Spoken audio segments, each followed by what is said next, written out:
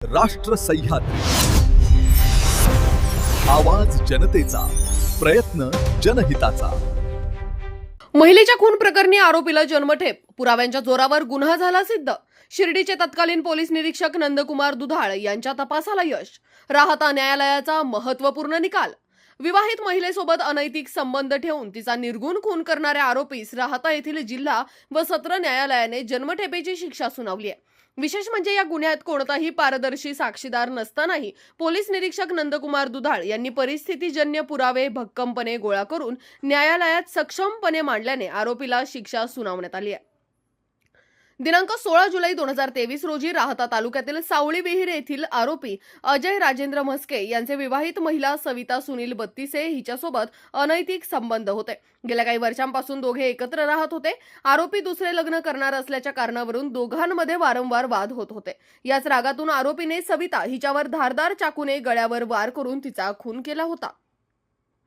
या प्रकरणी शिर्डी पोलीस ठाण्यात बादवी कलम 302 अन्वये गुन्हा दाखल करण्यात आला होता।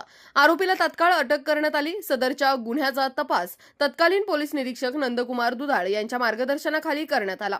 तपासादरम्यान कोणताही प्रत्यक्षदर्शी साक्षीदार उपलब्ध नसतानाही त्यांनी परिस्थितीजन्य पुरावे, तांत्रिक माहिती, साक्षीदारांचे जबाब व घटनास्थळावरील पुरावे यांची साखळी मजबूत केली। न्यायालयात सादर करण्यात आलेल्या पुराव्यांच्या आधारे आरोपी विरुद्धचा गुन्हा सिद्ध करण्यात यश आला। या तपासात पोलीस निरीक्षक सोपान शिरसाट, सहाय्यक पोलीस निरीक्षक Sambhaji Patil, police head constable Sandeep Gadakh व पोलीस कर्मचारी कैलास राठोड यांनीही महत्त्वाची भूमिका बजावली।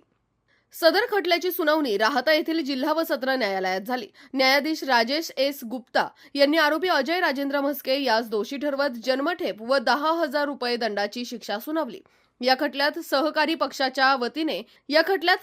पक्षाच्या वतीने ॲडव्होकेट DG पानगव्हाणे यांनी काम पाहिले। राष्ट्र सह्याद्री,